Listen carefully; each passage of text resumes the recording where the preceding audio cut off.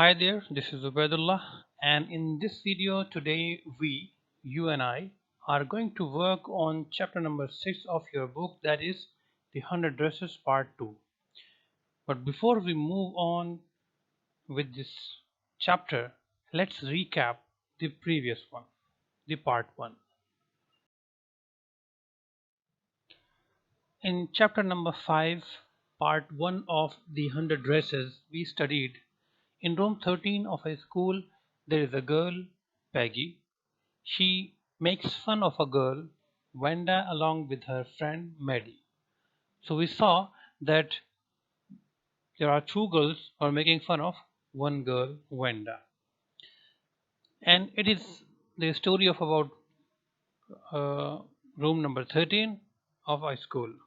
The fun is about 100 dresses that Wanda said she had, but she never wore any dress other than a blue faded dress. Wanda is also made fun of because her name, as it sounds a little funny. Wanda came from a place where there are no proper roads and reached with feet caked with mud. तो Wanda का मजाक उड़ाया जाता था कुछ reasons की वजह से। पहली चीज़ तो उसने कहा कि उसके पास 100 ड्रेसेस हैं जो कि उसके पास नहीं थे, फिर भी उसने ऐसा कहा। कैसे पता चला कि नहीं थे? क्योंकि वो हमेशा एक ही ड्रेस पहन कर आती थी स्कूल। उसके नाम की वजह से भी उसका मजाक उड़ाया जाता था और फिर वो ऐसी जगह से आती थी कि उसके पैर हमेशा मिट्टी में लथपथ रहते थे, उसके पैरों पर मिट्टी चिपक जाती थी पूरे पैरों पर। She did not talk to anyone, neither she had any friends, उसके कोई दोस्त नहीं थे, किसी से वो बात नहीं करती थी। She said with rough boys, वो ऐसे लड़कों के साथ बैठती थी जिनको रफ कहा गया था। रफ की डेफिनेशन चैप्टर में दी है कि वो हंसते बहुत थे, वो बात बहुत करते थे, उनके पैरों की आवाज़ें बहुत आती थी, वो कम मार्क्स स्कोर करते थे। But she was not like them, वो उनके साथ तो बैठती थी रफ बॉयज़ के साथ, लेकिन उनकी जो खासियतें थी वो इस लड़की में, वंडा में नहीं थी। Peggy was not a girl who made fun of others, Peggy दूसरों का मजाक उड़ाने वाली लड़की नहीं थी। But she was not able to realise in the case of Wanda. Chapter में आया है कि कोई किसी एनिमल को अगर कोई हर्ट कर देता था तो वो बहुत देर तक रोती थी, उसका उसका ख्याल रखती थी, उसको उसको सही करने की कोशिश करती थी। किसी छोटे स्टूडेंट को कोई परेशान करता था तो वो उसके फेवर में खड़ी रहती थी, लड़ती थी। तो वो ऐसी लड़की नहीं थी जो दूसरों का मजाक उड़ाए या उनको हर्ट करे, लेकिन वेंडा का मजाक उड़ाते हुए वो इस चीज़ को रियलाइज नहीं कर पा रही थी। Maddie was not very comfortable with this fun game of asking questions about Wenda's belongings. Wanda के पास क्या क्या है ये पूछने का जो एक फन, जो एक गेम जो बना लिया था, उससे पैगी की फ्रेंड मैडी जो थी वो बहुत कंफर्टेबल नहीं थी, उसको बहुत अच्छा ही लग रहा था ये सब क्वेश्चंस करना। क्यों? She herself was poor and wore hand me down cloth. Maddie जो थी वो खुद भी पुअर थी, गरीब थी, तो उसको लग रहा था कि क्योंकि वेंडा जो है वो उसका शायद इसलिए मजाक उड़ रहा है कि वो गरीब है, हो सकता है कि इसका भी कोई मजाक उड़ाना शुरू कर दे, स्पेशली इसकी फ्रेंड पैगी। और ये भी मेंशन हुआ है कि जो ड्रेस उस वक्त वो पहनी हुई थी वो ड्रेस जो था वो पैगी का था, जिसको मैडी की मदर ने कुछ चेंजेस करके थोड़ा बदल सा दिया था।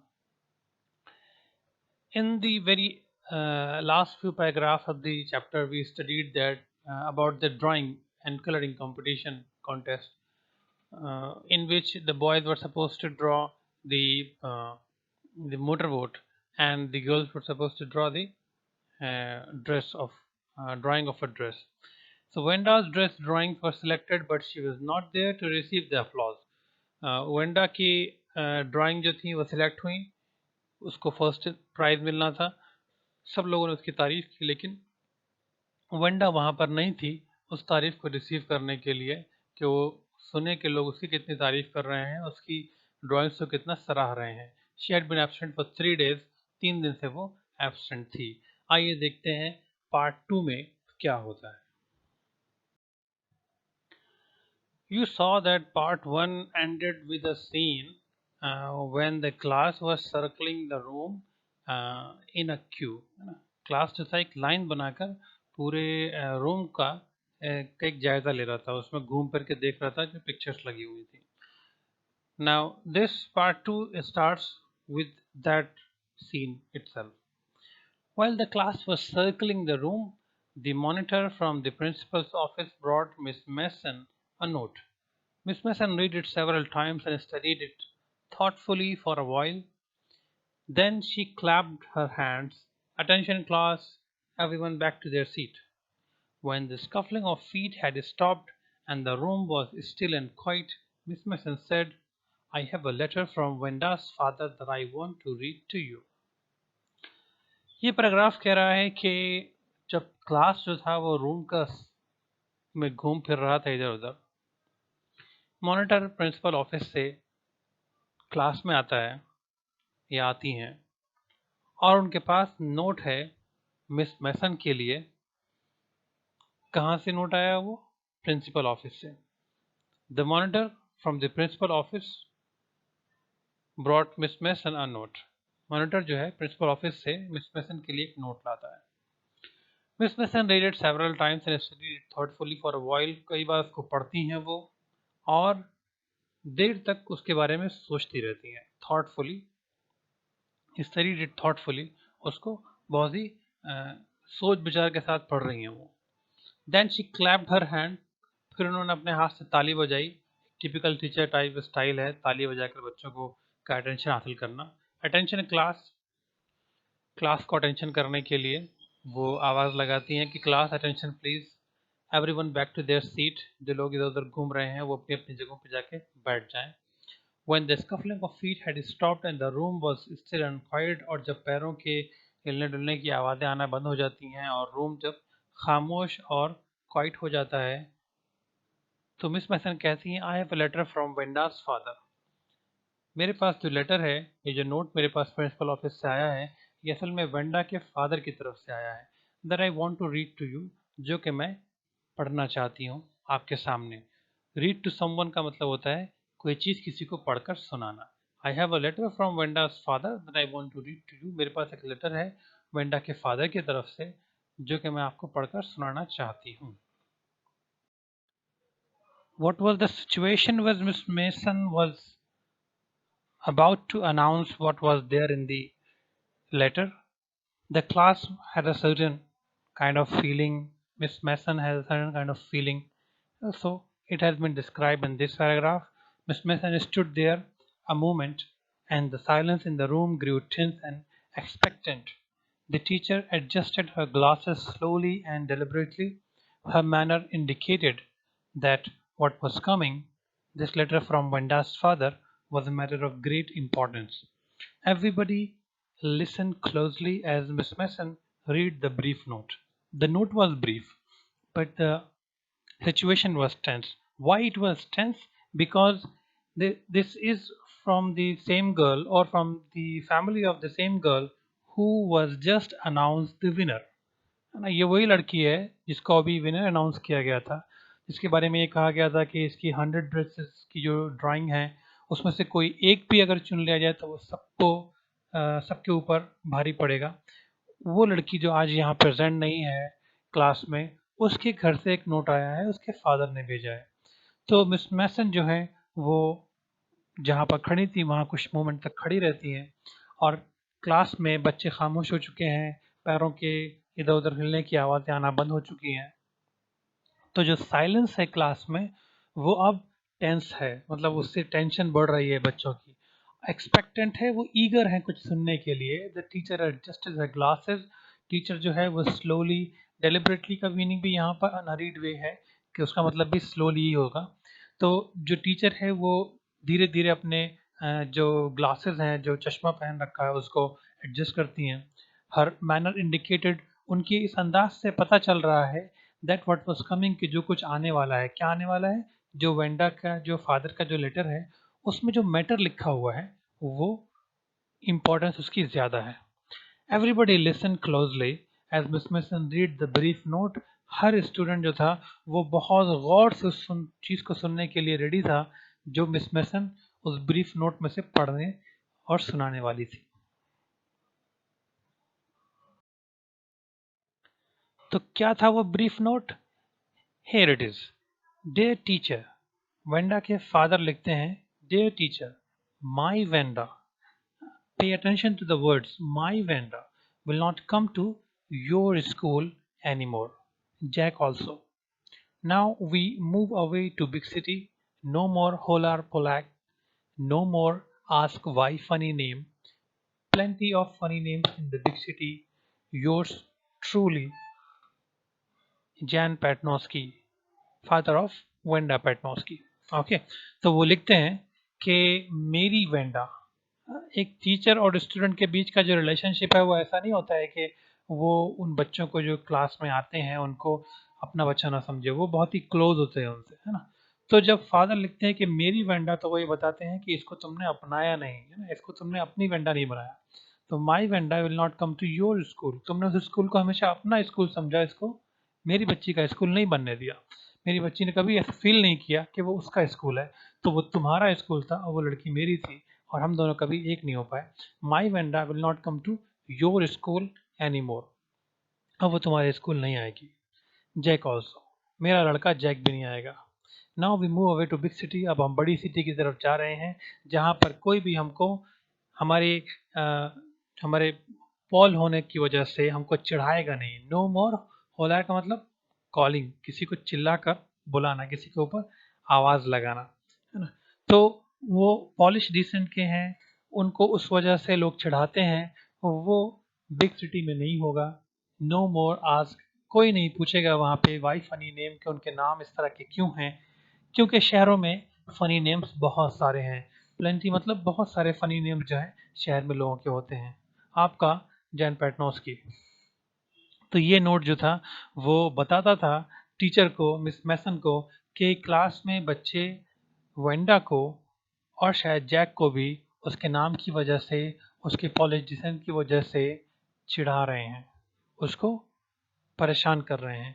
तो टीचर को ये लेटर पढ़ के ही पता चल गया कि इस क्लास में, जिस क्लास में वो खड़ी है, इस क्लास में कुछ प्रॉब्लम है. इन्होंने एक स्टूडेंट के साथ मिसबिहेव किया है.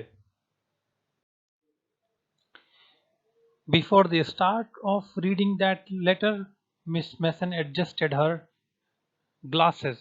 Now, when she have already, went through that letter, the class is now silence, and Miss Mason are adjusting her glasses again. She A deep silence met the reading of this letter. जब वो letter पढ़ा गया तो पूरा class बहुत silent था. Because हो सकता है कि हर कोई उस बुलिंग में या उस जो वो गेम है, फनी गेम जो वेंडा के साथ खेला जा रहा था, हर कोई उसमें शामिल ना हो, लेकिन ऑब्जर्व सब करते हैं. स्पेशली बच्चों की, आप लोगों की ऑब्जर्वेशन की जो एबिलिटी है वो बहुत स्ट्रांग होती है. इस खासकर मेल जो एडल्ट हैं उनसे ज़्यादा होती है. तो a deep silence met the reading of this letter. तो जो स्टूडेंट थे वो देर तक खामोश रहे जब तक वो लेटर पढ़ा जाता रहा उनके सामने. Miss Mason took off her glasses. Miss Mason ने अपने ग्लासेस, अपने चश्मा उतारा. ग्लासेस, इसको हमेशा प्लूरल काउंट किया जाता है. इसका मतलब ये नहीं कि उन्होंने दो चश्मे पहन रखे थे, है ना. उन्होंने अपना चश्मा उतारा तो उसको इंग्लिश में ग्लासेस ही कहा जाएगा. ब्लू ऑन देम, उनको उसके ऊपर फूंक मारी. And wipe them on her soft white handkerchief, और अपने सॉफ्ट से वाइट हैंकरचीफ से, रुमाल से उसको साफ किया. Then she put them on again, और दोबारा से उसको पहन लिया. And looked at the class, और फिर क्लास को दोबारा देखा. व्हेन शी स्पोक, फिर लेटर कंप्लीट करने के बाद वो दोबारा बोले. Her voice was very low when she spoke again. जब वो दोबारा बोली तो उनकी वॉइस जो थी, वॉइस बहुत लो थी. वॉइस लो कब होती है? जब इंसान सैड होता है, जब इंसान जो है वो बहुत ही एनर्जेटिक फील नहीं कर रहा होता है. जब वो एनर्जेटिक फील कर रहा होता है, जब वो एक्साइटेड होता है, तो उसकी आवाज़ हाई होती है ना. तो मिस मैसन को इस नोट को पढ़ के अच्छा नहीं लगा. उन्होंने सैड फील किया. That's why her voice became low. उनकी वॉइस जो थी वो हल्की हो गई. The teacher spoke in her low voice that I am sure that none of the boys and girls in room 13 would purposely and deliberately hurt anyone's feelings because his or her name happened to be a long, unfamiliar one. I prefer to think that what was said in thoughtlessness. I know that all of you feel the way I do, that this is a very unfortunate thing to have happened. Unfortunate and said both. And I want you all to think about it. Teacher कहती हैं, miss Mason कहती हैं कि मुझे ये यकीन है, I am sure, मुझे यकीन है that none of the boys and girls in room 13 would purposely and deliberately hurt anyone's feeling. कि आप में से कोई भी, बॉयज एंड गर्ल्स का मतलब सभी लोग, आप में से कोई भी, रूम नंबर 13 में से कोई भी जानबूझकर और डेलिबरेटली निशाना बनाकर किसी को हर्ट नहीं करेगा, उसकी फीलिंग को, सिर्फ इसलिए कि उसका नाम, हिज और her name happen to be a long unfamiliar one, कि उसका नाम आपके लिए थोड़ा अनफेमिलियर है, अननोन है, आपको उस तरह के नाम उस इलाके में लोग नहीं रखते हैं, है ना, थोड़ा लंबा नाम है. आई प्रिफर टू थिंक, मैं ये सोच रही हूँ, है ना, मेरा सोचना ये है कि जो कुछ भी किया गया, है ना, व्हाट वाज सेड, जो कहा गया, वाज सेड इन थॉटलेसनेस, कि जो चीज़ें भी, जिस चीज़ से भी वेंडा गुजरी, वो असल में आप लोगों की थॉटलेसनेस की वजह से था. आपने सोचा नहीं कि आप क्या कर रहे हैं, इस वजह से ये हुआ. I know that all of you feel the way I do. मुझे मालूम है कि आप सब लोग वैसा ही फील कर रहे हैं जैसा मैं फील कर रही हूँ. कैसा फील कर रही हैं? इनकी आवाज़ लो है जो बताती है कि ये सैड फील कर रही हैं, और ये फील कर रही हैं that this is a very unfortunate thing to have happened, कि ये जो कुछ हुआ है ये बहुत ही अनफॉर्चुनेट चीज़ है, ये नहीं होनी चाहिए थी, बदकिस्मती है कि ऐसा हुआ, और ये एक अफसुर्दगी वाली चीज़ है जिस पर अफसोस हुआ हमको. I want you all to think about it.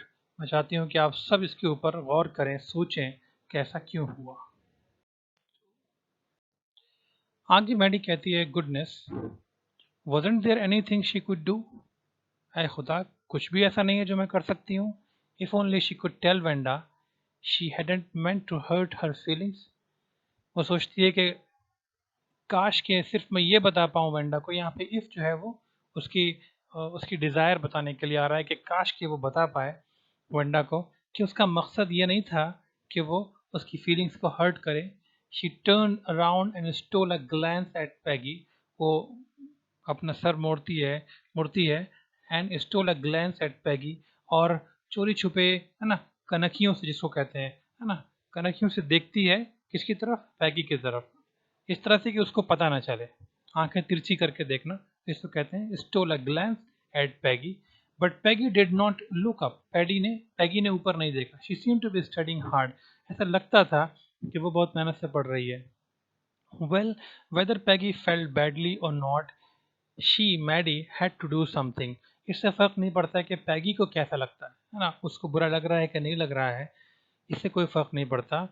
पर मैडी को कुछ करना ही पड़ेगा. वह सोच रही है कि मेरी गलती ज़्यादा है, भले ही पैगी अपनी गलती फील करती है कि नहीं करती है, मेरी गलती है, मुझे अपनी गलती का सॉरी कहना है उससे, तो मुझे कुछ करना ही है. She had to find Wanda Petronski. उसने सोचा कि उसे वेंडा को ढूंढना ही पड़ेगा. Maybe she had not moved away yet, है ना, हो सकता है कि वो अभी गई नहीं हो यहाँ से.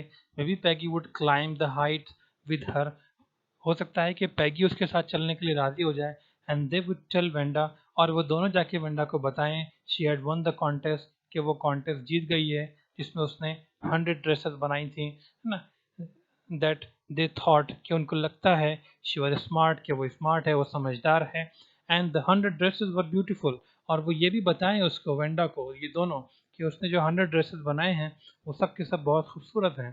तो वो ये करके असल में अपने जो उसका जो दिल तोड़ा है उसकी भरपाई करने की थोड़ा कोशिश कर रही हैं. वे चाहती हैं कि किसी तरह से ये सिचुएशन जो है थोड़ा उनके फेवर में हो जाए, कि उन्होंने जो उसका दिल तोड़ा है उसका दिल रखने के लिए भी वो कुछ बातें कह दे.